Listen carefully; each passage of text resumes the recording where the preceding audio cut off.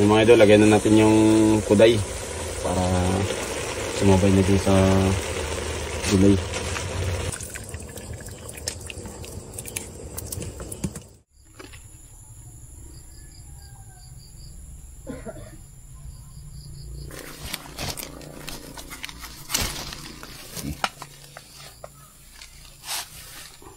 Talaking magka.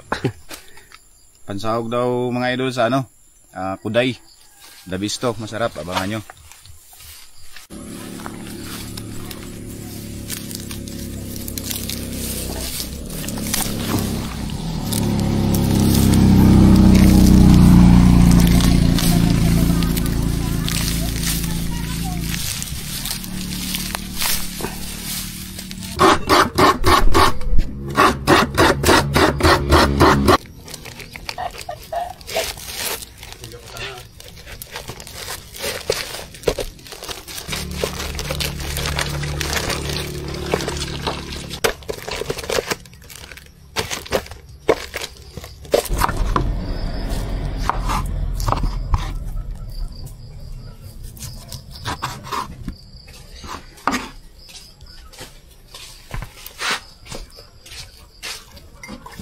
Mga idol, meron po kaming prepare na kuday. Gagataan namin, lalagyan namin ng munggo. Ito pa yung munggo.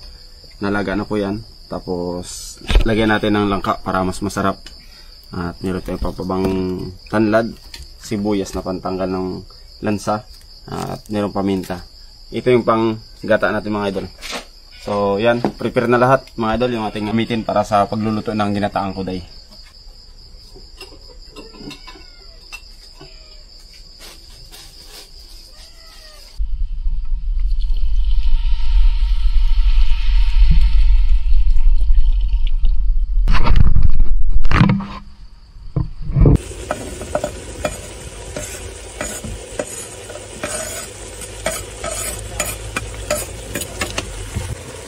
Yung mga idol, lagyan na natin yung kuday para sumabay na din sa gulay. Oh, yan.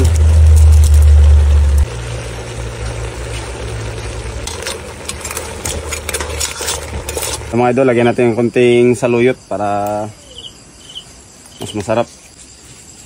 Sa probinsya talagang daming mapupulot na mga gulay-gulay.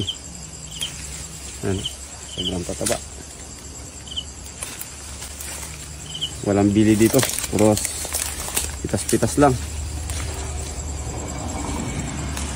Okay, goods na ito mga idol. Ilagay natin yung saluyot.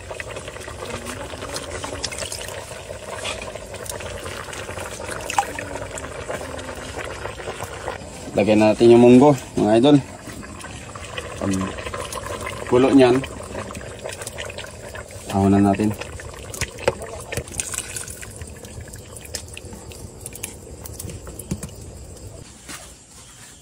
Ayan na po. Ito na po yung ating ginataan na kuday na may langka at munggo. Sobrang sarap niyan mga idol. Tapos na namin na pagpasalamatan. Kain na kami. Ayan o. Taba. Ayan, taba mga idol o.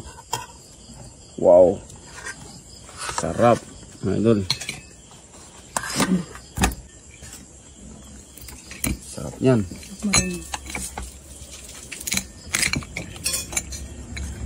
Wow. Ayan ang taba niya, brown. Haligi. Hindi kagaya ng alimango. Alimango dilaw talaga. Pati alimasag. Hindi, madilaw rin yan, depende sa kinain niya. Sarap mga idol, kain tayo. Mga idol, buksan natin mga idol. Malaman natin kung mataba rin ito. Wow, taba rin nga mga idol.